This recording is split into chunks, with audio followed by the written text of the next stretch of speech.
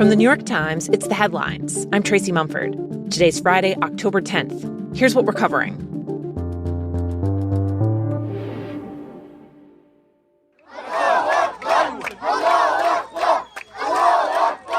In Gaza and in Israel, people have spent the last day in the streets celebrating news of a deal. There are no words to describe the feeling today. Spontaneous joy, excitement, tears. The agreement between Israel and Hamas calls for all the remaining Israeli hostages to be set free and could pave the way for an end to the conflict after 2 years of brutal war. It's something that nobody thought was possible, and we're going to end up having peace in the Middle East. Who would have thought? President Trump, who helped broker the deal, said he'll head to the Middle East in the next few days to attend a signing of the agreement and to see the hostages returned. Yeah, that'll be a day of joy. I'm going to try and make a trip over. We're going to try and get over there. Still, a lot of crucial issues have yet to be resolved. If Hamas carries out its part of the agreement, is this the end of the war? Well, it's the implementation of the first phase. We don't have any intention to renew the war, but parts of the commitments is, for example, the disarmament of Hamas. And that will be phase two. We will first have a ceasefire. In an interview on Fox News, Israel's foreign minister said some questions still need to be answered, like whether Hamas will agree to disarm, which the group has refused to do in the past.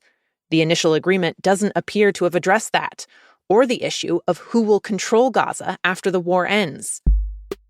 In terms of next steps, the U.S. announced it's sending 200 troops to Israel to help coordinate and monitor how the deal is implemented. That will include specialists in logistics and security, who will join other soldiers from Egypt, Qatar, Turkey, and the UAE. U.S. officials said there's no plan to send American troops into Gaza. Meanwhile, aid organizations are also gearing up.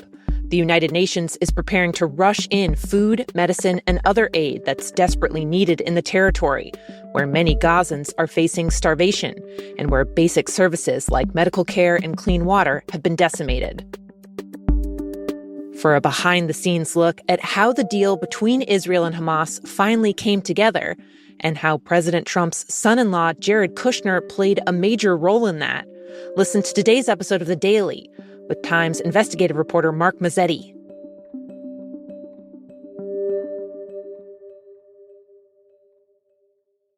Last night, Letitia James, the Attorney General of New York, was indicted on charges of bank fraud after President Trump demanded that she be prosecuted.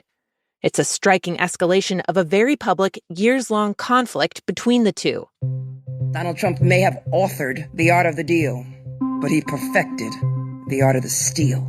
It started in 2018 when James ran for Attorney General, vowing to investigate Trump's financial dealings, which have long been under scrutiny. For years, Donald Trump engaged in deceptive business practices and tremendous fraud. After she was elected, she quickly followed through, opening a civil investigation into the Trump Organization. And she followed it up with a sweeping lawsuit that accused Trump of fraudulently overstating his wealth. It's a witch hunt. We have a corrupt attorney general in this state. You see how she does? The scale and the scope of Donald Trump's fraud is staggering. This is a disgrace, and you ought to go after this attorney general. From the first day of his trial, in which he was eventually found liable, Trump vowed to go after her, calling James corrupt. Since returning to office, he's put intense pressure on prosecutors to indict her. And ultimately, federal investigators narrowed in on accusations that she falsified financial records when she purchased one of her homes. James has called the charges baseless. The indictment is the latest example of how Trump has shattered presidential norms by openly calling for the government to go after his political enemies. Along with James, his list of top targets has included former FBI Director James Comey, who pleaded not guilty this week to charges of lying to Congress. Trump has posted on social media that they are both, quote, guilty as hell, and that justice must be served. Notably, the indictments against James and Comey were signed by just one prosecutor, Lindsay Halligan, Trump's former personal lawyer. He appointed her to the position just last month after other prosecutors raised doubts that there was enough evidence to bring the charges.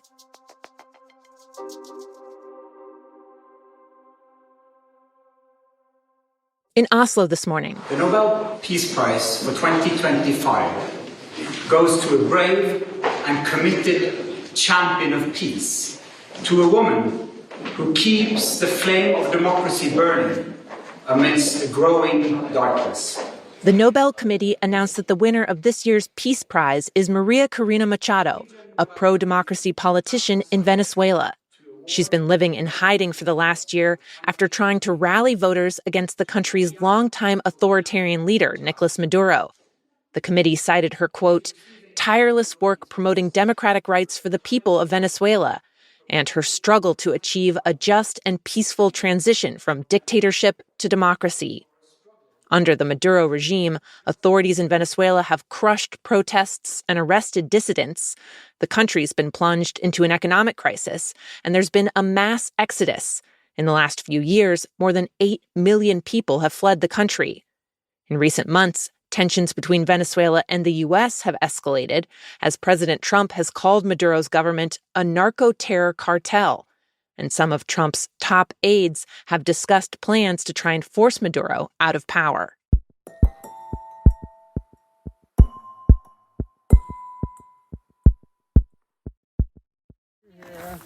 And finally, so this is Nedlageret. We call it. It's been a storage facility. A team of Times reporters recently traveled to the world's northernmost settlement on a cluster of islands near the North Pole.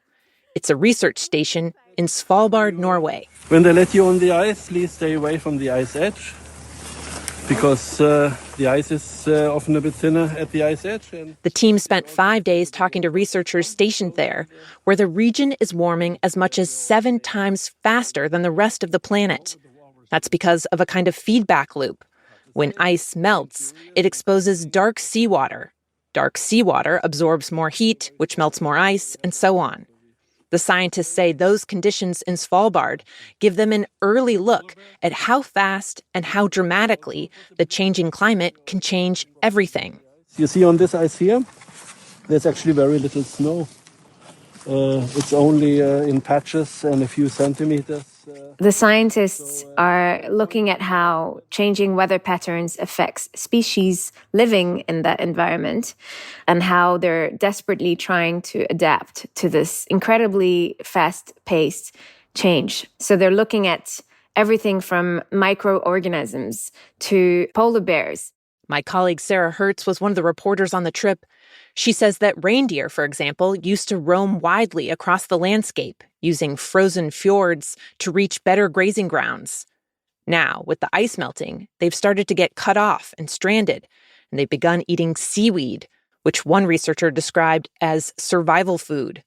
The scientists have also seen how polar bears are having to adapt, which has sometimes brought the bears and humans uncomfortably close together, as the polar bears have moved more inland, even raiding people's cabins in Svalbard. Sarah says there's now even a brochure for people who come to the remote research station about what to do if you come face to face with a polar bear. Stay calm, do not run, it says.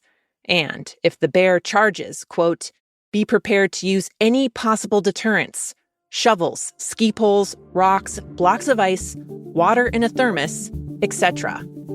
You can find videos and pictures of life at the Svalbard Research Station at nytimes.com. Those are the headlines. But if you would like to play the Friday News Quiz, stick around. It's just up after these credits. This show is made by Will Jarvis, Jessica Metzger, Jan Stewart, and me, Tracy Mumford. Original theme by Dan Powell. Special thanks to Isabella Anderson, Larissa Anderson, Jake Lucas, Zoe Murphy, Katie O'Brien, and Paula Schumann. Now, time for the quiz. Every week, we ask you a few questions about stories the Times has been covering. Can you answer them all? First up. Will you get the Nobel Prize? Absolutely not. They'll give it to some guy that didn't do a damn thing. As mentioned, the Nobel Peace Prize was announced this morning, and despite President Trump openly campaigning for it for his role mediating international conflicts, he did not win it this year. In total, 4 American presidents have won it. Your question, how many can you name? Little hint, The committee only started giving out the prize in the early 1900s, so you can scratch like the first 25 presidents off the list. The answer? Here they are. Teddy Roosevelt won in 1906 for helping end the Russo-Japanese War. Woodrow Wilson won in 1919 for promoting world peace after World War I. Jimmy Carter won in 2002 for his decades of work promoting democracy and human rights. And Barack Obama won in 2009 for what the Nobel Prize Committee called his extraordinary efforts to strengthen international diplomacy and cooperation between peoples. He was less than 9 months into his first term when he won, and Obama said when accepting it that he felt his, quote, accomplishments were slight compared to past winners. Next question. Oh my God. Okay, this is exciting. I'm definitely going to buy some more tickets. A bunch of tickets for a big event just went on sale this month, even though it doesn't happen until next year. So I won the lottery for the tickets. I'm starting to get a little nervous. People have been scrambling to get seats. Like, these ticket prices are crazy. If these are the prices, ladies and gentlemen, we're in trouble. Your question, what event has caused all of this ticket madness? If you need a hint, the event is set to be held in 3 countries: Canada, the US, and Mexico. The answer? The 2026 FIFA World Cup. A lot of fans are not happy because FIFA announced that unlike with past World Cups, it's not capping the resale prices this time for tickets in the US and Canada. Critics say that has encouraged scalpers to go wild and put the games way out of reach for a lot of fans, price-wise. For example, a ticket to the final match in the way upper corner of a stadium in New Jersey jumped from about $2,000 originally to more than $25,000 just a day later on resale. So basically, you're going to have to choose World Cup tickets or mid-size sedan. And last question. Amazon, which earlier this year got creative control of the James Bond franchise, recently put out new artwork to showcase the films on its streaming service. But pretty quickly, Bond fans noticed one big thing had been photoshopped out of the promo images for classics like Dr. No, GoldenEye, and Casino Royale. Your question, what was scrubbed out? I'll give you a little hint here. 007. Sir? Just leave the Beretta. The answer? I mean, you can't have James Bond without guns. No. The new images were missing Bond's gun.